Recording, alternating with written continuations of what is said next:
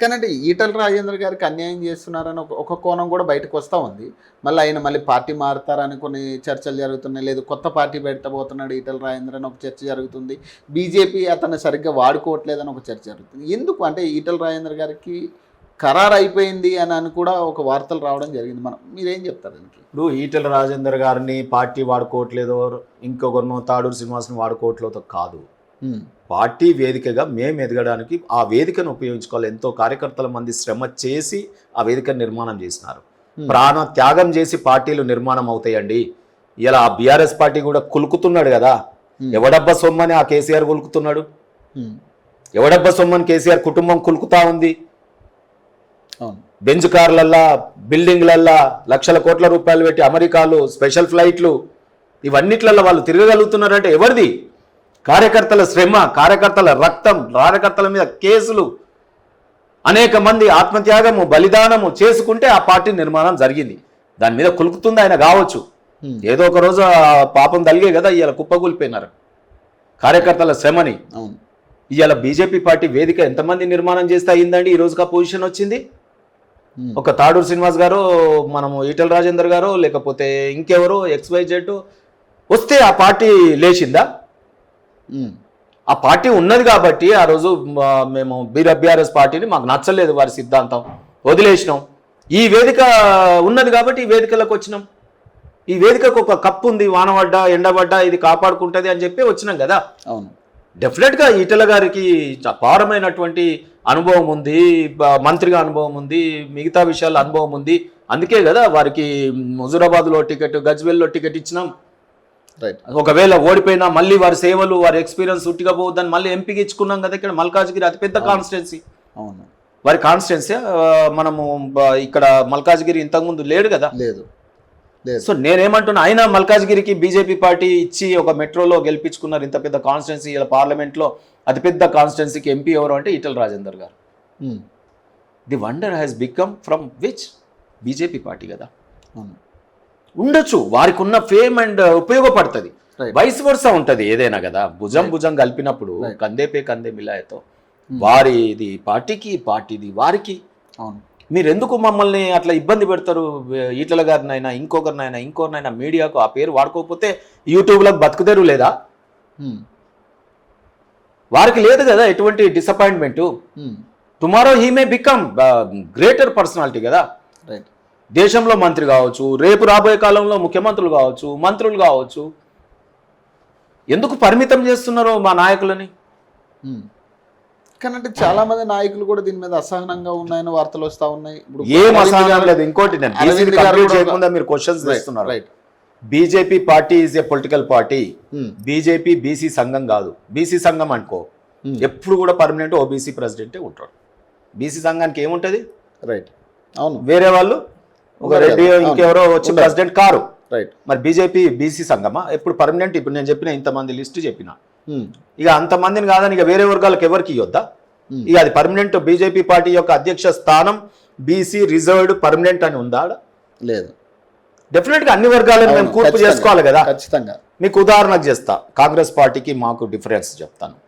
BRS 0 అయిపోయింది వాళ్ళ టికెట్లు. నేనేమంటున్నా, ఇవాళ ఒక మహిళకు మేము ఎంపీగా గెలిపించుకున్నాం అరుణ గారిని, నేషనల్ ఉపాధ్యక్షురాలు చేసుకున్నాం బీజేపీ పార్టీ. కొండా విశ్వేశ్వరరెడ్డి గారు ఎడ్యుకేటెడ్, వాళ్ళ తండ్రులు తాతలు ఒక తెలంగాణ ఫ్లేవర్ వారి మీద ఉన్నది. రైట్. వారిని అక్కడ ఎంపీగా చేసుకున్నాం. రైట్. పార్టీలో మొదటి నుంచి ఉన్నటువంటి వాళ్ళు వారు కిషన్ రెడ్డి గారు పార్టీ స్థాపకులు. అసలు వారి గ్రాఫ్ ఎంత వర్ణించిన తక్కువ. వారు ఇలా కేంద్ర క్యాబినెట్ మంత్రి దాకా వేరు ఎంపీ సీట్ ఇచ్చినాం. అవును. బీసీల లెక్క కొద్దాం. బూర నరసయ్య గౌడ్ గారికి ఇచ్చినాం. రైట్. ఈటల రాజేందర్ గారికి ఇచ్చినాం. ధర్మపురి అరవింద్ గారు బీసీఏ, బండి సంజయ్ గారు బీసీఏ, పాటిల్ జైరాబాద్. అవును. మరి వారికి టికెట్ ఇచ్చినాం. ఇవన్నీ కూడా ఒక్క కులమా? కాదు, వివిధ రకాలైన బీసీ కులాలు. అవును. మా రఘునందన్ గారు వెల్మ కులస్తుల నుండి ఒక ఎంపీ. రైట్. ఇలా ఎంత షైనింగ్ స్టార్. అవును.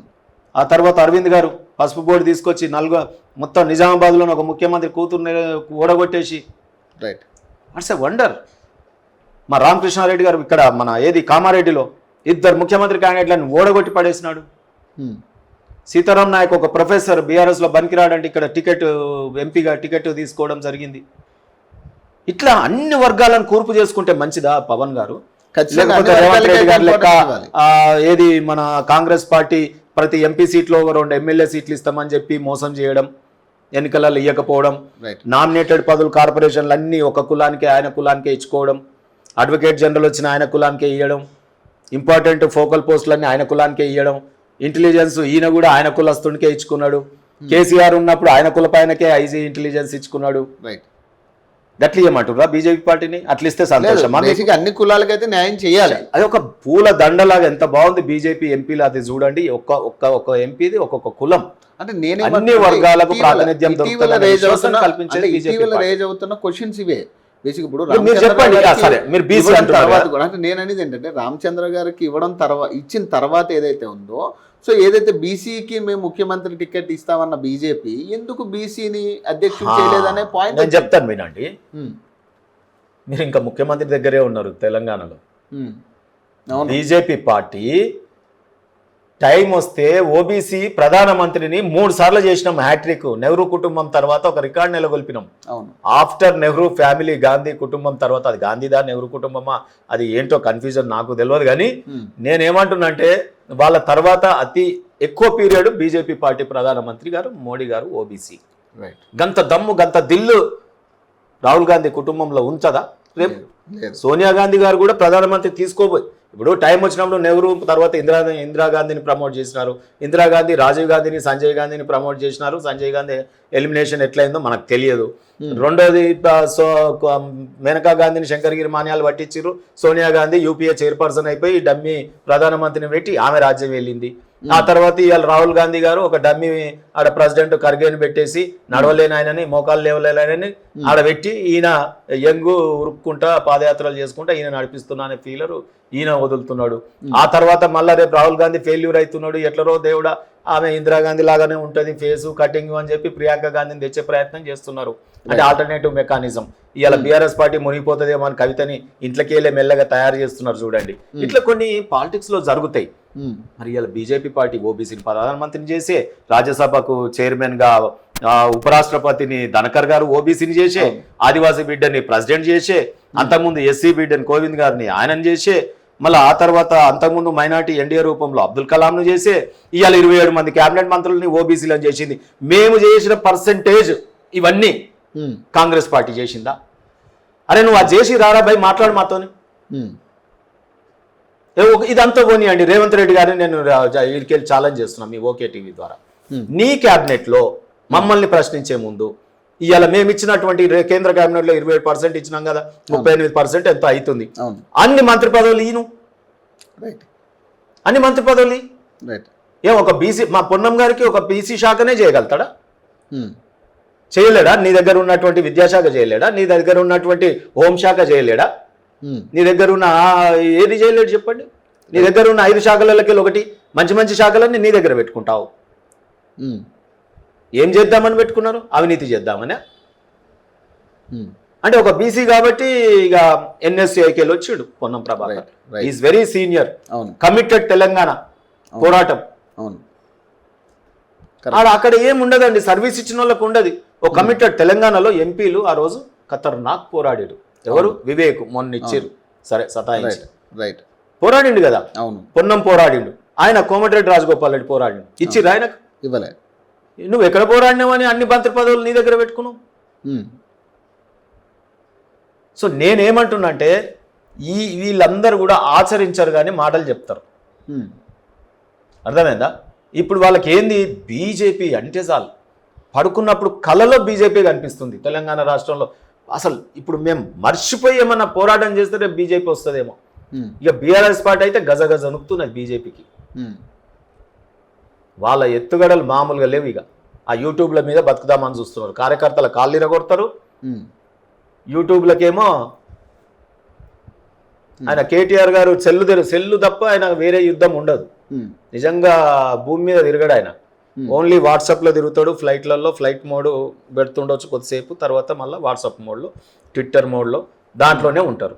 వాళ్ళకి ఏంటి ఇంతసేపు యూట్యూబ్లలో ఎవరో మైక్ పెట్టాలి ప్రజల దగ్గర, వాళ్ళతో తిట్టిపియాలి, దాన్ని తీసుకోవాలి, అది కేటీఆర్కి పంపించాలి, ఆయన చూడాలి, ఆహా ఓహో అనాలి. ఉమ్. అరే ఏం రాజ్యం తెలంగాణని ఏం తయారు చేస్తున్నారు? డిజిటలైజేషన్ అంటే గీదా రాజకీయాలలో తుచ్చ రాజకీయాలకు వాడుకుంటారు. ఆ డిజిటలైజేషన్ మోడీ గారు లెక్క ఇవాళ జామ పండ్లు అమ్మేటటువంటి నెత్తల గంప పెట్టుకొని అమ్మేటటువంటి ఒక పూసల వాళ్ళు కానీ ఇంకోరు కానీ వాళ్ళు బిచ్చగాడు కూడా గుళ్ళ దగ్గర పైసలు లేవా చిల్లర అంటే నా దగ్గర స్కానర్ ఉంది సార్, క్యూఆర్ కోడ్ ఉంది సార్, దీనికి వెయ్యండి సార్ అంటారు. అవును. అంటే మోడీ గారు చూడండి డిజిటలైజేషన్ని టెక్నాలజీని ఎక్కడ వాడుతున్నాడు. ఇవాళ కాంగ్రెస్ పార్టీ బీఆర్ఎస్ పార్టీ గిట్లా గిటువంటి వార్తలు రాయడానికి వాడుతున్నారు.